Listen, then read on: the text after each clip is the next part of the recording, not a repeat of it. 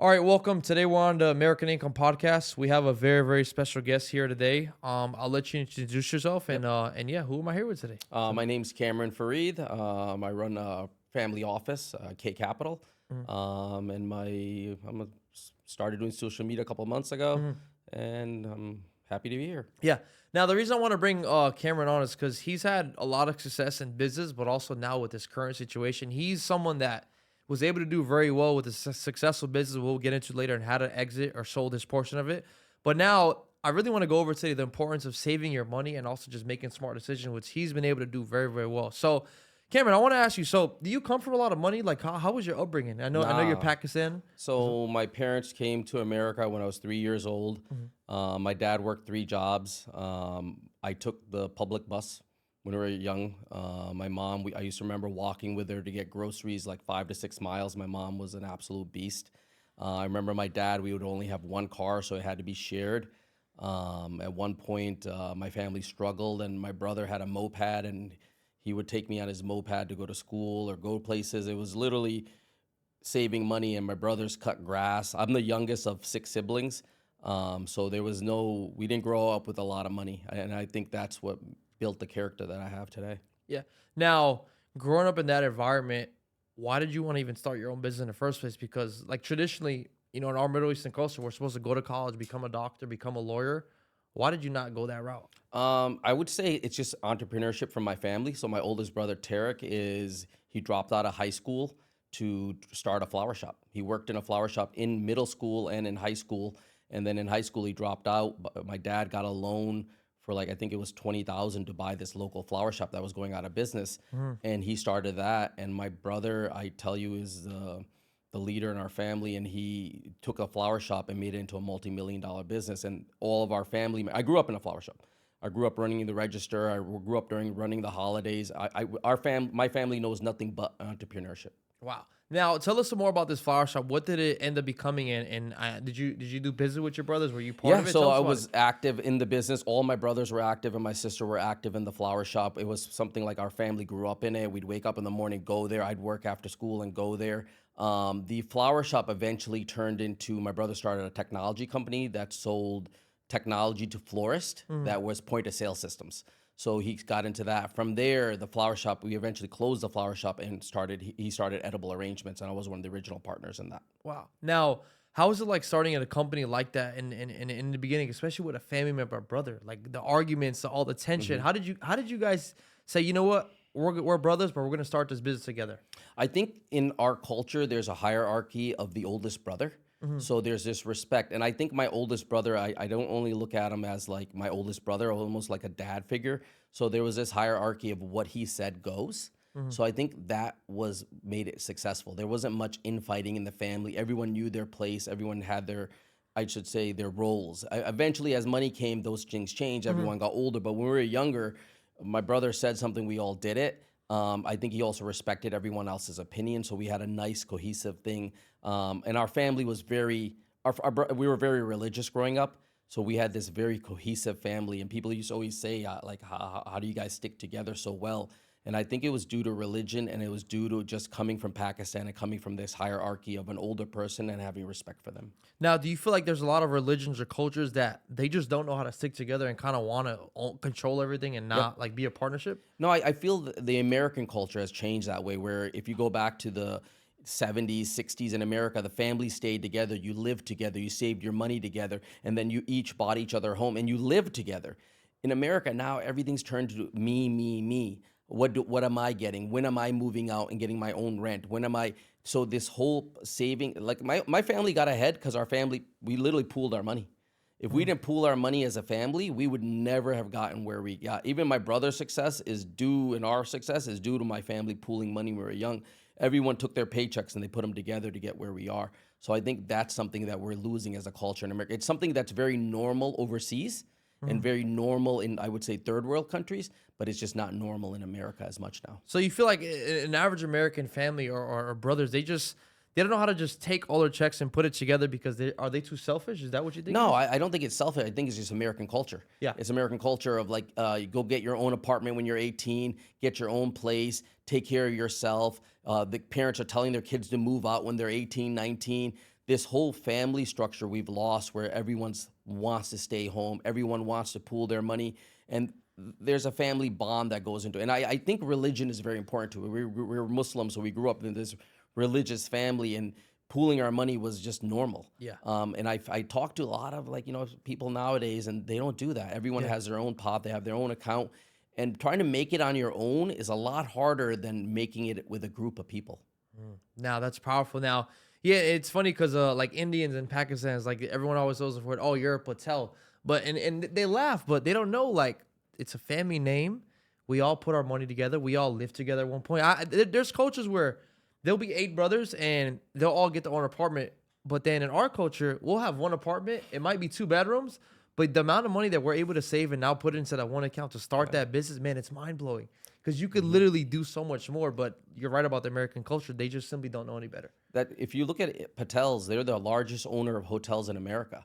But what people don't realize about them is that I always talk about them eating cheese sandwiches. So I knew a guy, he came to America, he had nothing.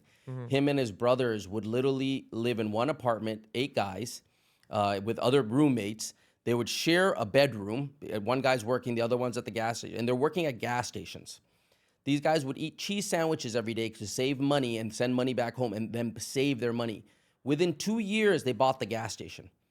Within 3 years, they had 4 gas stations. And within 5 years, they started buying their homes. And then the largest owner of hotels in America are Patels. Patels, what people don't tell you is when I was in high school, I remember these kids, they used to work at the hotels. They used to go clean the hotel rooms.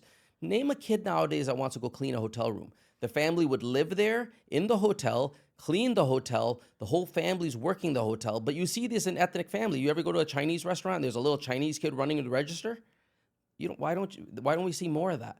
It's a family business. It's a family dynamic. And that's where saving money comes in. That's why I always talk about you got to bank your money. End of the day, I don't care how hard you work. If you're not banking money and you're buying dumb things, going on vacation or buying that LV because you want it when you're young, how are you ever going to buy a business or get ahead? Yeah, no, absolutely, very powerful. Now, tell us some more about the company that your brother what's the name again? Tariq Farid. Tariq, tell us some more about the company your brother Tariq started, Edible Arrangements, and you coming on as a partner. Tell us about the success of that company. When did you exit, and how many locations was this company at while the time you exited? So we started that company in 1999. It was started in East Haven, Connecticut.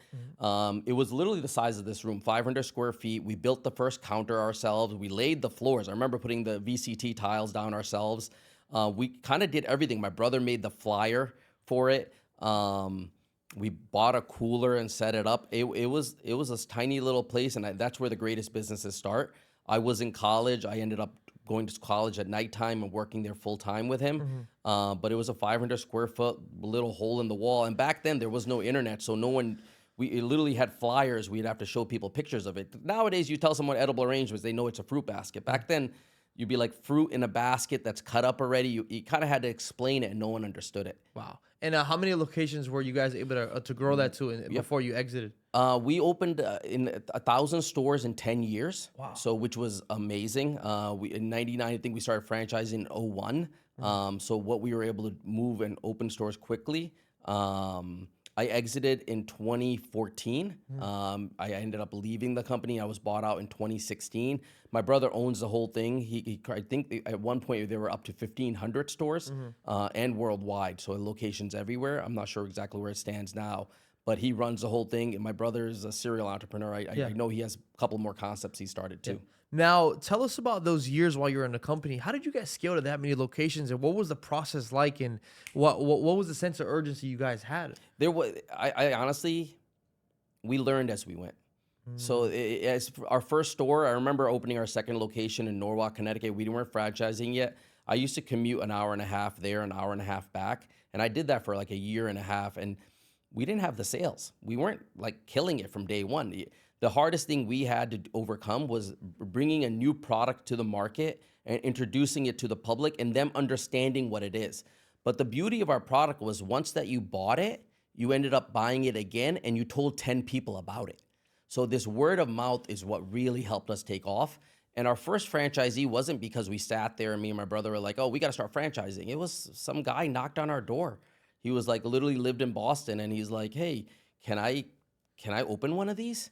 And my brother literally, I remember he got on a plane, flew to Florida, found a cheap lawyer because lawyers weren't cheap and we didn't have the money to figure out how to franchise it. And he created the docs himself. So there was a lot of legwork that went on with him on the top level. And operationally, I was an operations person. I always ran the stores, took care of that. And I would say he's also a marketing and technology person. Now, someone who ran the operations, what were some of the key things that you always like to make sure whenever you're running an operation, running a store? How do you know when something's going wrong and when something's going right, and how do you keep it that way? So one thing I always did, my man, and it was important even in our flower shop days, is we always made sure the customer was first. There was never a time I sat there and I said, the money is more important than the customer. I can't tell you how many times we deliver this perfect arrangement and then the customer would call and complain about something. And your natural instinct is to get mad and be like, hey, I made that. I know that's perfect. But instead we'd be like, no problem. I apologize. What can I do to fix it? And sometimes it would cost us making a whole nother arrangement. I don't always try to bring another product out and not give people money back because then they would know the product is right. So, and I can't tell you how many Sundays and weekends I blew where someone wanted a delivery and I didn't have a driver. I'd go in myself and make those deliveries. These are some things that we were willing to do and go above and beyond for the customers, that the customers became loyal. They become customers for life. And when you have a customer for life, all they do is tell people about you. They literally are happy to tell people, I bought this from these people. They're amazing. And word of mouth is what took Edible Arrangements to what it is. Wow. And even if it's something just as simple as word of mouth, especially from just a fruit basket, this same aspect applies to every other aspect in business because you do good business is going to continue to come. But as soon as you do something bad, word gets around quick. And I feel like almost word gets around quicker when you do something bad than good. Especially with social media nowadays. It's so easy to, and people, you got to remember, when someone's mad, they want to vent more. Oh, yeah. When they're happy, they may not want to vent as much. But if you upset someone, they'll go out of their way to vent. So that's why, whatever you have to do to make it right, make it right. Yeah. If you got to take care of your customers, you got to lose a little money. I tell people this all the time. The most successful people don't look at the money. They just look at making their customers happy. And I promise you, eventually the money will come. If you focus on your customers and offering them a great product and going out of your way to make sure they're happy, you will get to a place where you may lose money in the first beginning, but eventually the money will pour in like there's no tomorrow. Now, something just as simple as like that concept of fruit basket. Why do you think Edible Arrangements became successful? Was it the access of how cool it was to send it as a gift? What do you think was the main driving factor? I think it was, back then, it was the uniqueness of it, which it still is. You receive that product, not only was it beautiful, but you could eat it. So there was a sharing aspect to it. So if I sent you an arrangement, not only you would enjoy it, you'd give it to people around you. We always made sure the quality of the fruit was amazing. That was a reason why I think customers kept buying it. There's a reason why the franchise took off. The franchise took off because of all the systems we created. It. We didn't just open up a store and say, hey, sell fruit, but we created systems on how to make them, how to process them. We used to do like 500 to 1,000 a day. So to do those, I remember my first holiday, I'll never forget it. The first year we opened up and we would go from doing 50 orders a day to doing 500 on maybe Christmas. So for you to scale up from 50 to 500 is almost, and I remember the first year I was working till midnight, 1 a.m., staying there all night. And I remember when the next year came and Thanksgiving was coming, which is one of our slowest holidays, I remember throwing up just thinking about it. So that year, I made a decision saying we're going to fix our operations and put in assembly line and put in systems to make these quicker. I'll never forget, that was life-changing for me. It allowed me to leave at 9 o'clock. I wasn't working till midnight. And it allowed us to create systems to create 500 arrangements and to take on mass demand and be able to get the products out quickly. Wow. Now, at the maximum capacity, how many arrangements could a store produce in one single day? It all depends on the size of the store. Some stores, we had locations that were doing a few million. They were producing 1,000, 800. It really depended on. So I don't know the exact details. It's been like 13 years since I left. No, absolutely. And the two more questions about this, then we'll go to another topic. So, obviously, you guys started this before tech and the phone, internet was a thing. How important was that tech and internet and phones coming out to the success of the company? No, so Edible Arrangements was one of the first e-commerce websites. It was actually designed by a friend of mine in high school. He actually made our first Edible Arrangement website. From there, e-commerce was everything. The internet made it possible for someone to, instead of word of mouth or yellow pages, someone to go on the internet, place an order. In a majority of our orders, when we first ordered, I think it was 80% were phone, 20% were walk-in, or 10% were walk-in, and 10% may have been the internet. But now it's 90% is the internet, and maybe 5% are phones and 5% are walk-in. everything changed to the internet and the ease of it. So Yeah. that technology allowed us to get to more customers and also expand. Yeah, powerful. Yeah. So okay, so you took the exit out in 2016. You got bought out, Yep. or you guys did? Yeah, you got bought out. Um, as someone who gets bought out of a company, you obviously have some cash just sitting there, right? We see a lot of instances. Someone wins the lottery, someone gets a lump sum of money, and they blow it quick. What was next for you after you sold your portion of the company, and what did you start investing? And how do you get to where Yep. you're at today? I gotta say I was cheap. I was very frugal with my money when I left. I went through a time of having all this money coming in to all of a sudden it's gonna stop. I have this lump sum of money, and the smartest thing I ever did was open a family office. When I opened my family office, I started investing in real estate. I wasn't even doing. I was doing some stocks, some long-term investing in that stuff, but the family office, I just started buying homes. Something I always understood. I looked at real estate. I saw what houses were worth 20 years prior, what they're worth later.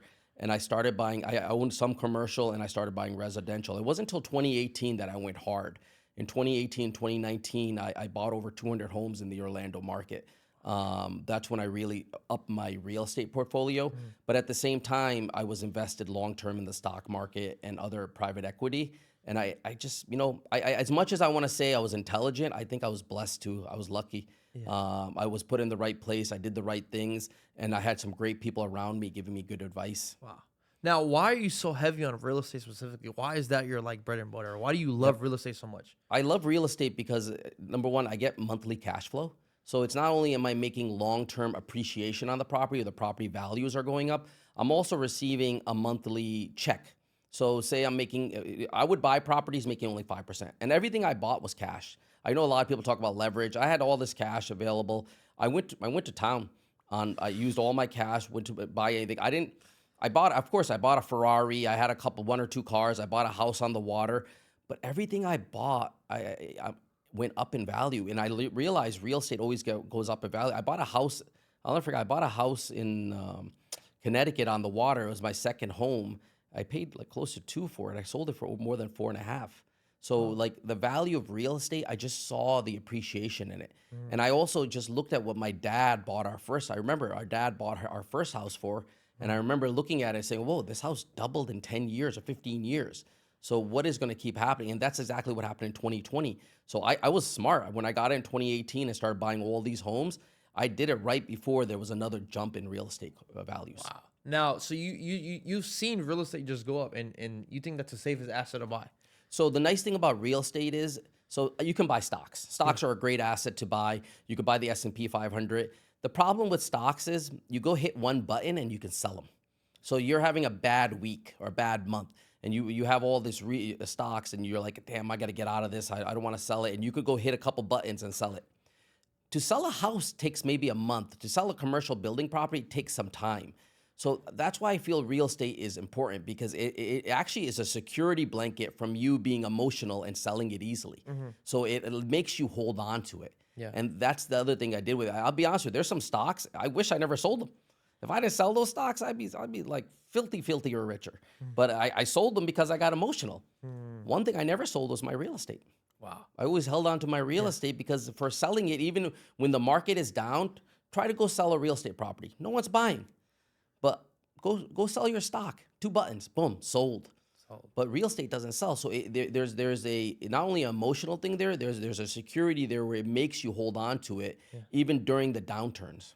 Yeah. Now, do you think everyone should like own their own house or just have a home? Do you think that's like a standard? My man, I go look at all the baby boomers right now. They bought their houses for like, there's jokes and memes about it. They bought their houses for peanuts, and now they're selling them for $1 million. Yeah. So everyone should own a home. I always stress, before you buy that luxury shirt or you buy that fancy car, you should own a home. If you're renting and you're literally buying cars, to me it just doesn't make sense. And this is a Miami effect. I see it all the time in Miami, and I see it with this new generation coming up, these 18-year-olds flexing these Ferraris. Bro, it is not natural to be 18 or 19 to have a Ferrari. This is something that the social media has created, and it's created a false narrative for kids to look at. And I do all these online talks, and I have these kids coming on saying, I'm 22, and I'm so behind the 8 ball. How do I get ahead? And I'm like, what are you talking about, bro? You're 22. Relax. You're like, who gets rich at that age? But then I see what social media kids are posting. Yeah. So they all think they need to keep up with the Yeah. Joneses. Now, do you feel like your generation when you grew up, these things weren't around? It wasn't normal. You couldn't just open up Instagram and see a kid with Ferrari. Do you truly feel like this is damaging to youth today, and just the comparison of like, hey, I'm probably not where I want to be at, and chasing now that instant gratification of wanting whatever they see online? No, 100%, bro. There's these kids, they see these guys with supercars. They see 25-year-olds driving, having a 5-car collection. But you know what I realize? The majority of the stuff on the internet's fake. Yeah. These are fake rich people. These are people that are flexing their lifestyles. And maybe they're selling courses or selling something. They're getting a benefit out of it, so they use it as a marketing tool. But in reality, they're not creating wealth. You know what the biggest destroyer of wealth in America is? Cars. Right. I know a kid. He bought an Infinity for $55,000, the Super Model S something BS. Okay, he's paying $1,000 a month on this car, and his insurance is $300 or $350 a month. And I'm like, and the car's worth 10 grand now. It's been 4 years, and he still has a loan on it. What if he had took that money and put it in the stock market, $1,000 every month? Where would he be right now if he had invested money? Instead, I bought my first car cash. It was a Honda Accord LXI, 2-door. I put a CD player in it. I paid $5 grand cash for it. And I think every kid should be buying their first car cash. No one should be buying their cars with compound interest. Yeah. Now, do you feel like the youth nowadays they want these nice things to fit in, or they just feel like that's what's the standard now? They feel like they're behind. I feel they think it's normal. Yeah. Like, I won't lie to you. When I remember I was 32 and I bought a Ferrari and I moved to this rich neighborhood. And an older gentleman came up to me and he goes to me, "You're too young to be this rich." And I remember looking at him being like, what is this guy talking about? I'm too young to be this rich. Why would he say that to me? Bro, now it makes sense to me. So when I see these 18-year-olds, these kids flex, to peak too early is not a good thing. To earn your things and to own them. Even I had put up a thread about paying cash for your cars, and all these people like, no, you should lever yourself, and you lever and you do this. And I'm like, yeah, you lever yourself for a house, but you don't lever yourself for a luxury car. So it was just a discussion that I just feel kids look at things different. They want it now, which I get. You're young. You're going to be young once. But sometimes you're little. I met a kid. He had a Lamborghini at 19 going to like college in it. And he's like, oh, I got this for crypto. Number one, he didn't get it from crypto. He got it from his parents. He just says he got it from crypto. He's flexing it. But what makes me think is he's 19, he's got a Lambo. What is he going to do next?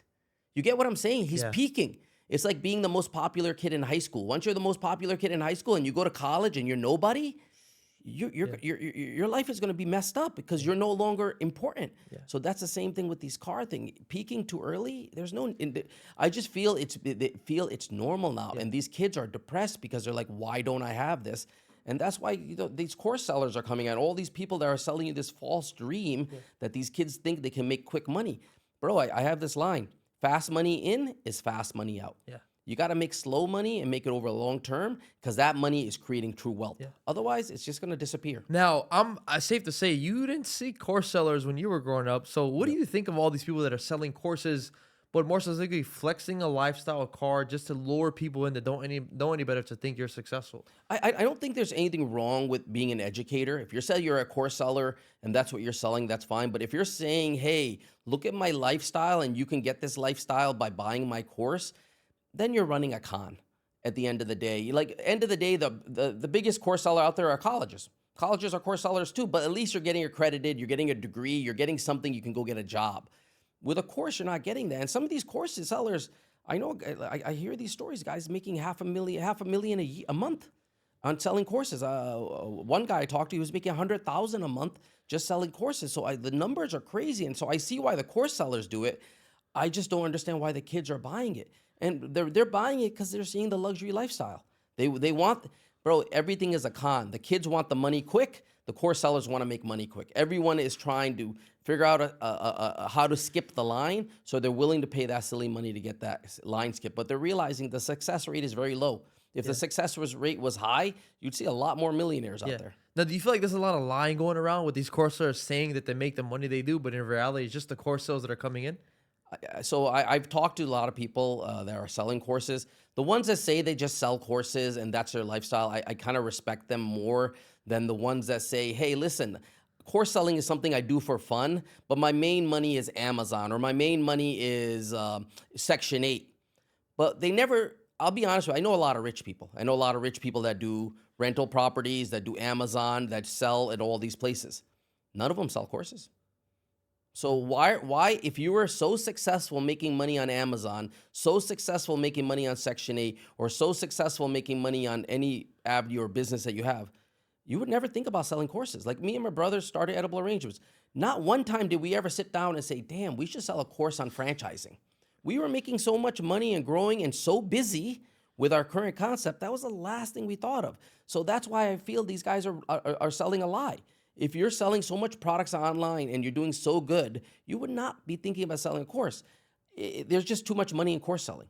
That's where they're making their true income from. They just don't want you to know that because it would give them less credibility to sell those courses. Yeah. Now, I look at someone like, let's say Patrick McDavid, for example. He's a good example to use. Now, as someone who's as rich as he is and does so well, he has a program. He has a course.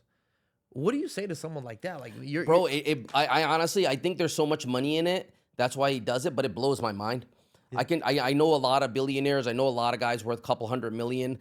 None of these guys would ever touch anything like that. Even I saw a thing where he was charging $60,000 to talk to him for 1 hour. The fuck out of here. The fuck is paying you $60,000? Number one, I want to know who the idiot is actually paying that. Yeah. And number two is like, bro, why are you doing that? If you're so rich, why do you need to make... He'd be like, my time is worth my money and this. I don't know. It doesn't make sense to me, my man. I know a lot of rich people. They'll do it out of the goodwill of their heart. They'll meet with people. They'll build something. For him to be selling a course, and don't get me wrong, maybe there's some knowledge-based people are getting out of it. Yeah. But I will tell you something. These conventions that these kids go to, you know, the biggest money-making thing out there to make money as a business owner is a convention. The margins are crazy. You get 1,000 people come out there, pay $500 each, then they spend $500 on a hotel, then they're buying food. Those are all kickbacks. Yeah. And that dude running that course is making all the money. I knew a kid that went to 3 real estate courses, and I remember I made fun of him. I said, okay, you went to 3, and what did you get out of it? He's like, oh, I got networking. Okay, and I'm like, what are you getting out of it? And then it hit him. It hit him finally. He's like, you're right. I'm not making anything out of this. I spend $5,000 any one of these go.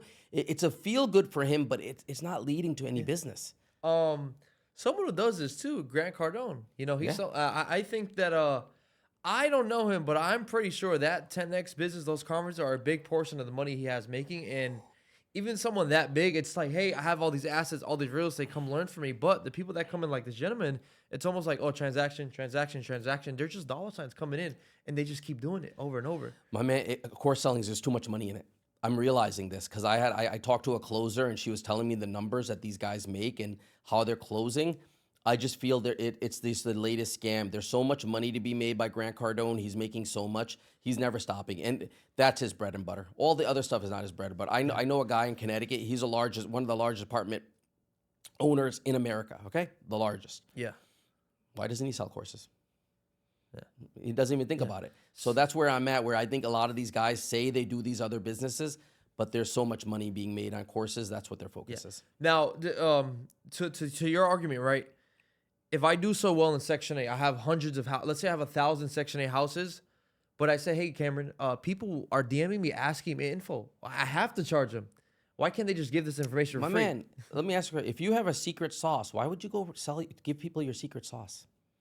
If you're so good at something, and number two, if you're so busy selling Section 8 homes and that business is evolving, and especially like my real estate homes, I make monthly income from all the rent. That monthly income goes toward buying new homes. So we're always compounding these homes. We don't have time to sell courses. So it just tells me the story that these guys are making so much money on courses, they become course sellers. Yeah. That's what they really do. Maybe the courses is what's feeding their lifestyle and buying more homes for them. But it's not their bread and butter. Their bread and butter is not coming from the other business. And my man, you can go on and on for people that created businesses, like the guys that own this studio. I just met these gentlemen, they opened this studio. Why don't they sell a course on studios? They're not. What they're opening this studio. They're getting ready to open another studio, and they're going to open as many studios as they can. They're not thinking about selling courses because that's what business owners do. They don't. When you're a business owner, you don't focus on that business. All of a sudden, it starts shifting to another business. You focus on that business. I'm just telling you, the margins are just too good. Now, think about it. If you sell on Amazon, Your average Amazon seller makes 15, I'd say 35% most margin. Okay.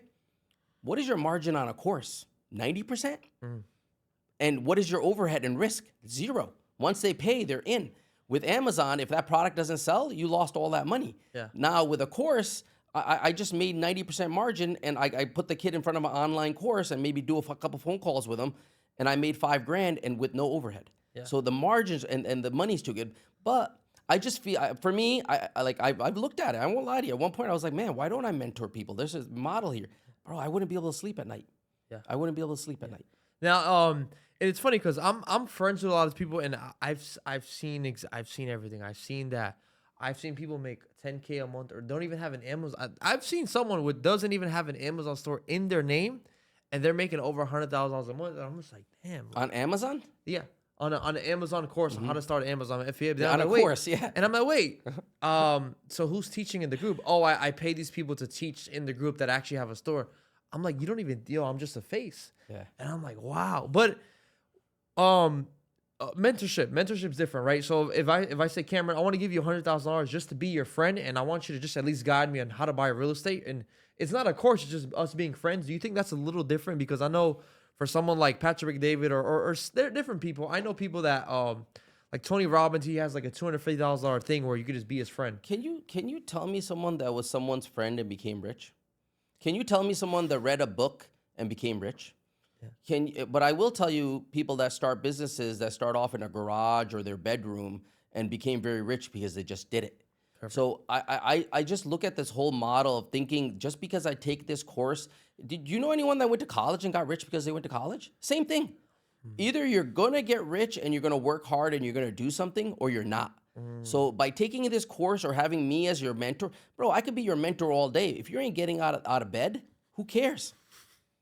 No one's going to get you out of bed. You got to get out of bed first. The people that are driven are driven. Yeah. The people that are not driven, they think by taking a course or by getting this mentor, they're going to become driven. It's not true. Yeah. It's not true. Yeah. In that case, everyone that read a book would be rich. Yeah. Now, you truly believe no book has ever made anyone rich, despite all the glory that they give it. So I feel a book will give you knowledge. Like if you read a book about investing, you'll learn about investing. You'll learn about things you can do. Maybe you'll learn good and bad.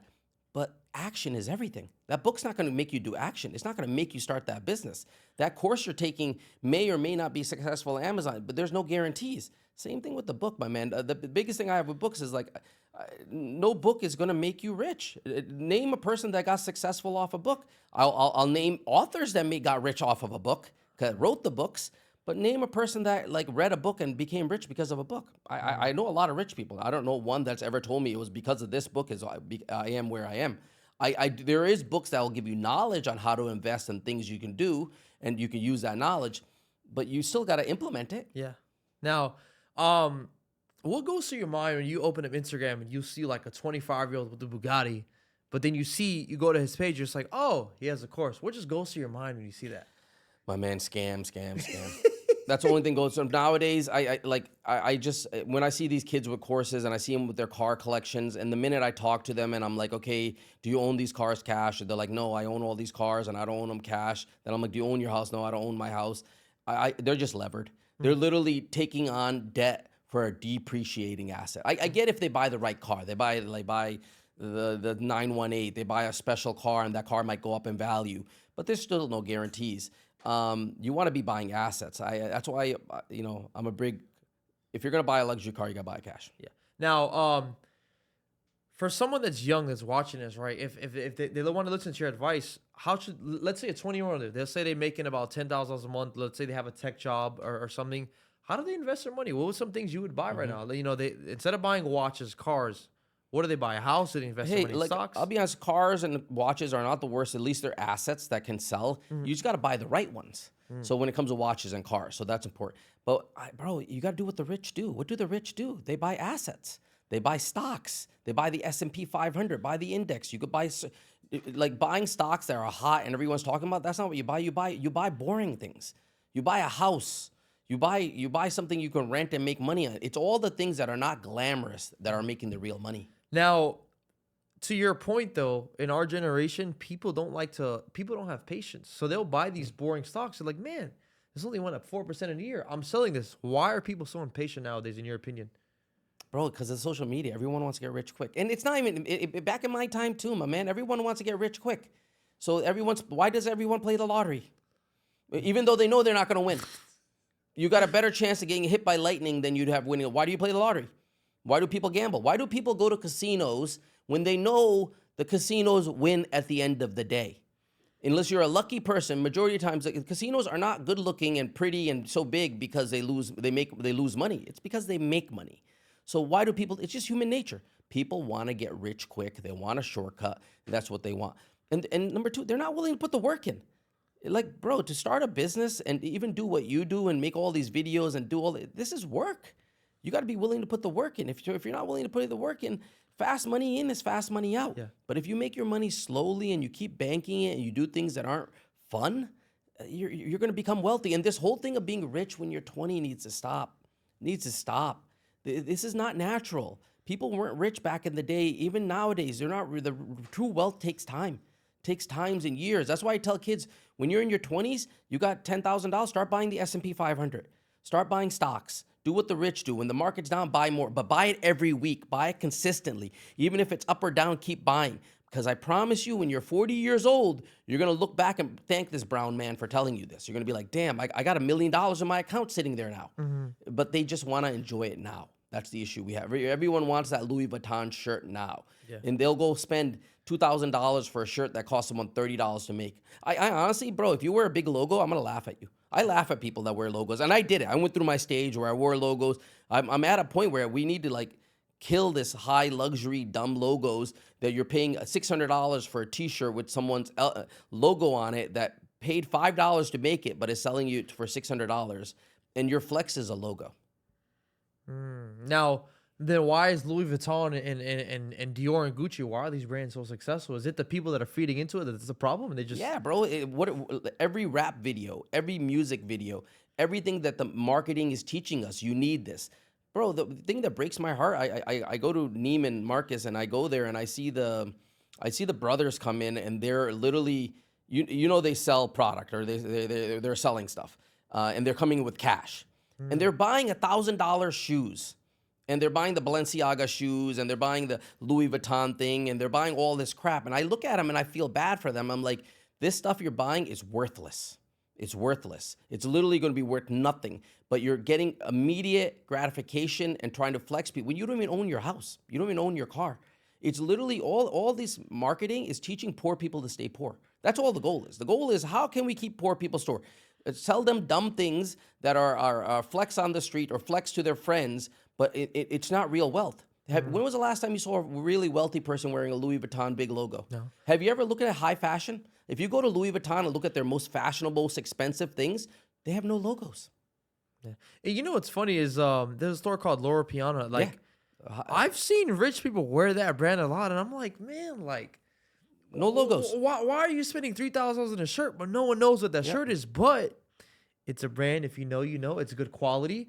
That's just what they believe in. But I understand they don't want to be seen. They just, okay, I'm rich, but instead of buying a $3K Louis shirt, I'm gonna buy a blank shirt because I'm happier knowing that no one knows what I have. And also that shirt, bro. I have Loro Piana shoes. My man, they last. Some of my shoes are 3 years old. I have Xenia. I wear Xenia clothes. A lot of these pants are Xenia. I wear nice things. Like this is a very nice shirt. But I've had it for 3 years or 2 years. If you buy things of quality, I have a cashmere from Loro Piana. It was like, I won't lie, it was like $4,000. And even back then, I probably wouldn't buy it now. I was like, damn, I've had it for 5 years. Wow. And it still holds its quality. And if I put it on, it's timeless. So there's things of buying things of quality because they'll last and they're good quality. I'm not buying a logo for the sake of a logo. I'm buying this because it's the nicest cashmere. It looks nice on me. It hangs nicely. When I wear these pants, they actually fit me nice and they fit differently. The color stays in them longer.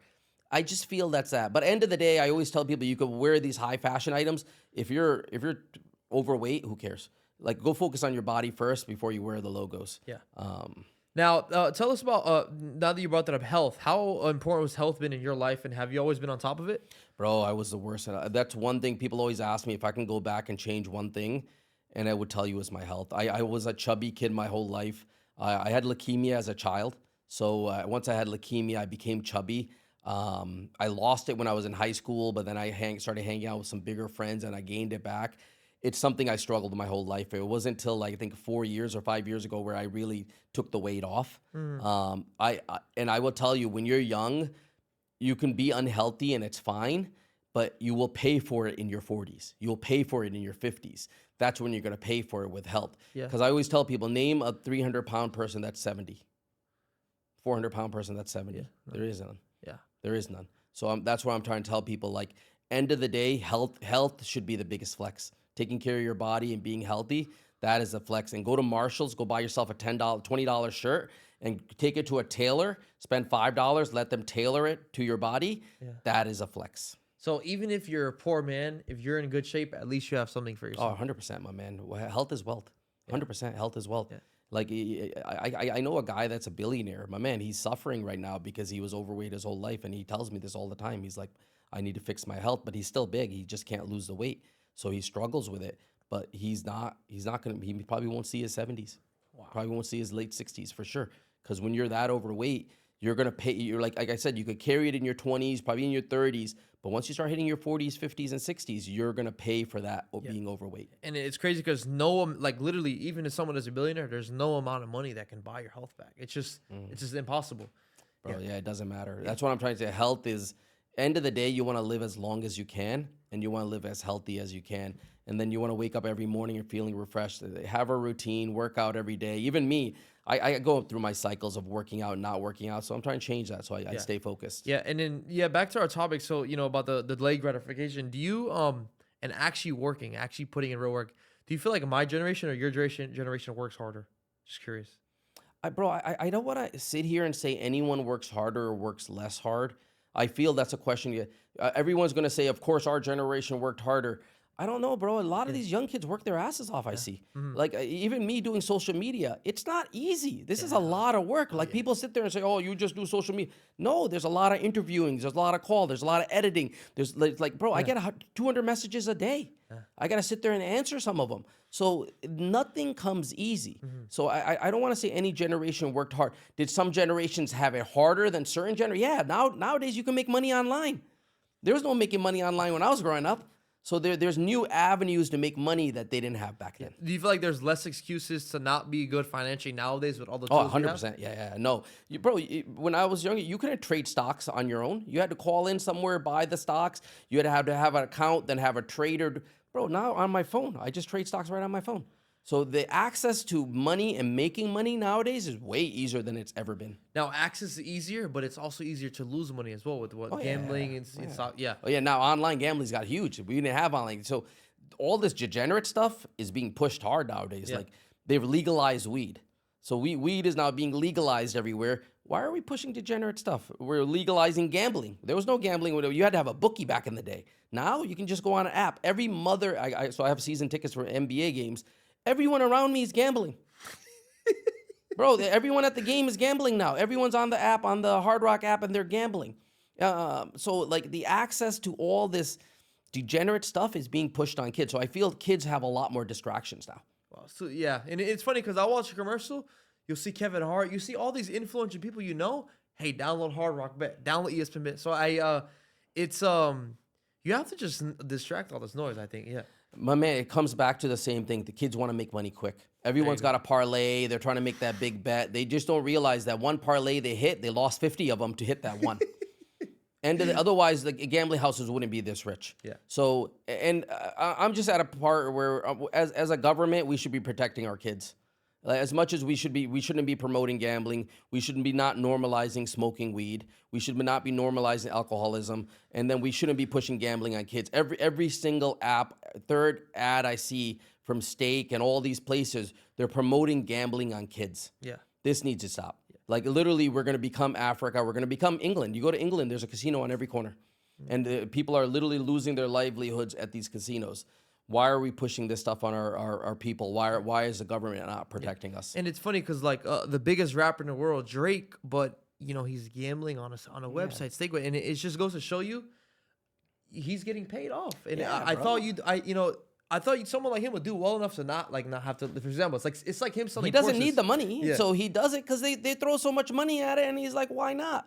If I don't take it, someone else is gonna take it. And I see his bets, 250. It's all bullshit. It's all fake, bro. It's all fake Majority of it's fake. Even if it's his money and he's gambling like that, bro. Like, shame on you. Push better things on kids. But he's the same guy that's pushing, I don't know, designer wear. Like, they're all wearing their designer big logo. Why do these kids want to wear logos? Because they see the rappers. The wearing rap it. culture, yeah. Yeah, they see the theater. And the rap culture's designed to make you broke. Yeah, and it's crazy because the rap culture, OnlyFans, gambling, it just seems like now in 2025, there's so many things that are just harmful to society, but it's getting pushed out more and more. So it just goes to show you, invest in real things, real estate, stocks, just stick to Why normal does someone things. make a rap song about investing? It's just not fun. It's not glamorous. Yeah. Why does someone make a rap song about buying homes? I respect some of these streamers. I was watching some of these streamers, and the guy owns 50 homes. He's bought 45 homes. He's buying homes. He's buying investments. They're buying rental properties. And I was like, thank God. Some of these young kids are listening, because you got to remember, even as a streamer, you're making a ton of money, but it just takes one bad month and the money stops. So instead of buying dumb things and flexing on people, if you start buying investments, you're going to be, when you're 30, you're not going to need to work. You're 40, you're not going to need to work. And the man's not going to own you. We just live in a time where everyone is a slave. And literally, we went from literally, we're a slave of things. Everyone wants these things now. They want to show the flex. They want to do the, instead of buying things that are not glamorous, like a house. That's not glamorous, like invest stocks. Like literally, Drake, can you make a song about stocks? Like, I bought some crypto, or I bought some Tesla stock in the S&P 500. There ain't no rap songs about that. Yeah. Now I know we got a few wrapping up on time. So really quick, what are some of the three best things to invest in stocks? Or what type of stocks S&P? Explain for someone who's watching. So for me, I keep it simple. Buy the S&P 500. This is Warren Buffett always talked about this. No one beats it.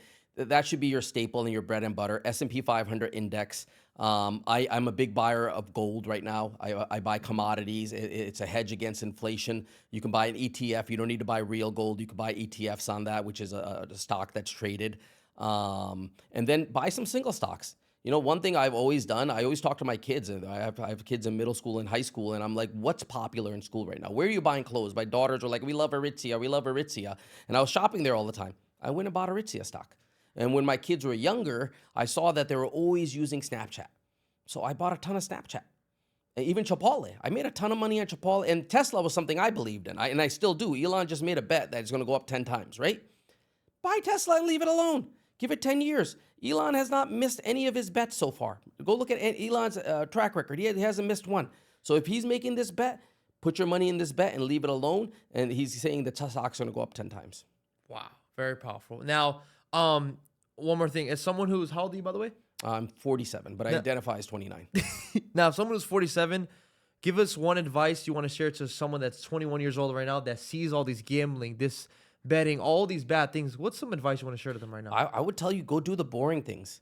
Go, number one, get healthy. Stay healthy, get your body right, work out, get your mind right. Number two, invest your money long term. I don't care if it's crypto. I don't care if it's stocks, open trading. Start trading when you're young. Instead of buying $100 worth of Starbucks every week, go buy $100 S&P 500 index or a Tesla stock. Number three, fast money in is fast money out. If you think that parlay bet's going to get you rich, all you're going to do is maybe hit one parlay bet. You're going to lose 50 of them. Instead, invest your money in slow things, and I promise you, by the time you're older, you will have wealth. Otherwise, you're just going to be struggling your whole life. Yeah. So instead of that parlay, buy shares or portions of Tesla. There you go, brother. All right, man. Well, thank you so much. I think I went over everything I needed to. I think we're over time. And yeah, man, I appreciate you having you on and just giving some insights, thoughts about like what's it like to actually be rich instead of the Instagram rich. So that's it. Yeah. I appreciate you having me on, and this was a pleasure to do. Yeah, no problem. Thank you. Thank you so much. Done.